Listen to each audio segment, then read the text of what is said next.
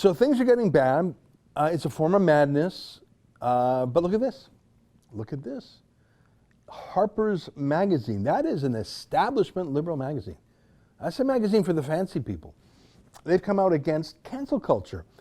It's one thing for Rebel News or, I don't know, Breitbart.com to fight against it. Heck, we have to. We're targets of cancel culture and deplatforming, not only from left-wing mobs, but from tech companies too. Facebook, Twitter, YouTube. But this is Harper's. They're as fancy and liberal and establishment as it gets. A letter on justice and open debate. All right.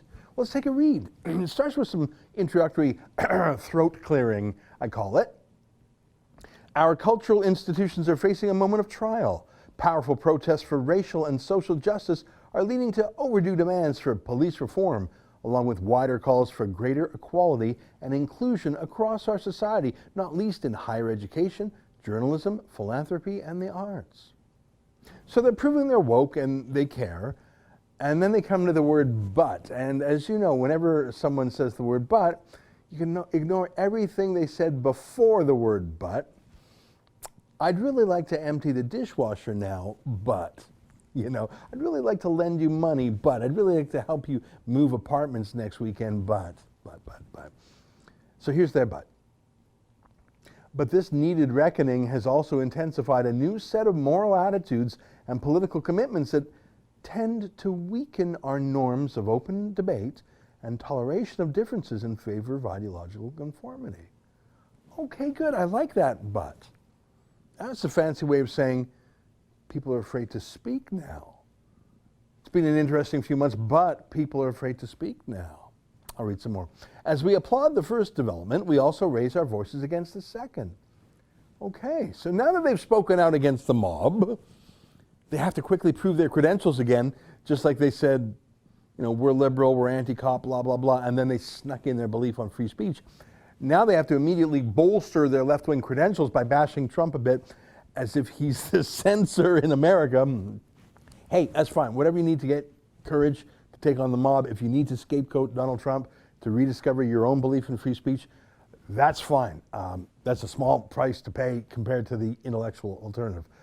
The forces of illiberalism are gaining strength throughout the world and have a powerful ally in Donald Trump, who represents the real threat to democracy. Really? Is this the Russia collusion thing again, or what? I don't know. We're never quite told. But hey, it's fine. It's okay. These are leftists and liberals. They need their safe things near them, like a security blanket, like Linus from that Peanuts cartoon. It's a bit childish to poke at Trump here, but it's okay. They have to bash Trump like you and I have to breathe. Don't worry too much about it because they throw in the word but again. I want to mow the lawn today, but. Trump is bad, but resistance must not be allowed to harden into its own brand of dogma or coercion, which right-wing demagogues are already exploiting. The democratic conclusion we want can be achieved only if we speak out against the intolerant climate that has set in on all sides. On all sides, eh?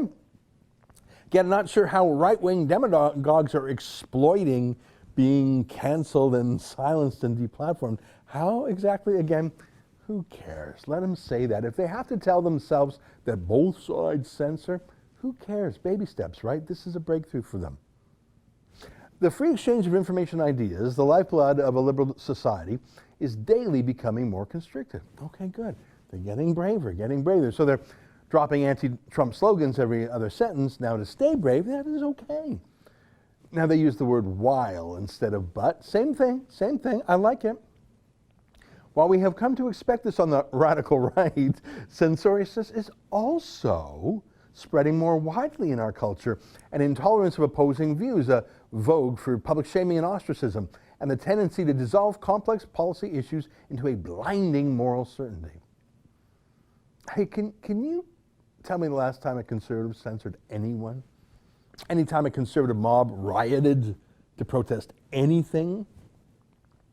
A conservative club on a university blocking a liberal or leftist speaker, ever? A conservative somehow got a liberal journalist fired from a liberal magazine for being too liberal? I can't either. I mean, about 50 years ago, there was still some censorship of pornography and obscenity. And some of that did come from the religious right, it's true. Or at least the rhetoric did. I don't think the religious right ever banned anything. Though I seem to recall it was Tipper Gore, Al Gore's former wife, who led the charge against swear words in pop music. She's a Democrat, of course. Now, I'm not for censorship, but I do agree that the constant denigration of women as sexual objects in rap music, for example, well, that's seeped into the larger culture. I think it's had a coarsening effect on all of society, especially on young people. You don't have to be a censor to notice that. Okay, back to the statement today. We uphold the value of robust and even caustic counter-speech from all quarters. But it is now all too common to hear calls for swift and severe retribution in response to perceived transgressions of speech and thought. More troubling still, institutional leaders, in a spirit of panicked damage control, are delivering hasty and disproportionate punishments instead of considered reforms. Editors are fired for running controversial pieces. I'll come back to that. Books withdrawn for alleged inauthenticity. Journalists are barred from writing on certain topics. Professors are investigated for quoting works of literature in class.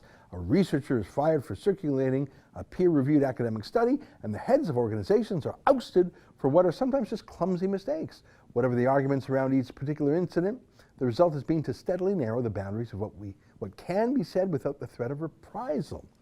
We are already paying the price in greater risk aversion among writers, artists, and journalists who fear for their livelihoods if they depart from the consensus or even lack sufficient zeal in agreement. Hey, that's pretty good stuff.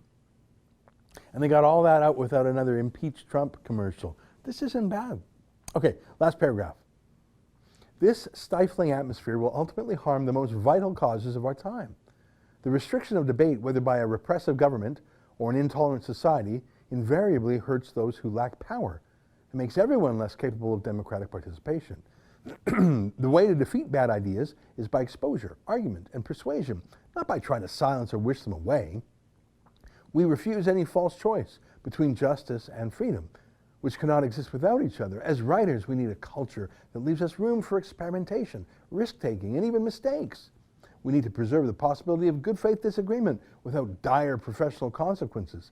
If we won't defend the very thing on which our work depends, we shouldn't expect the public or the state to defend it for us. Hey, that's good. I can't quarrel with that.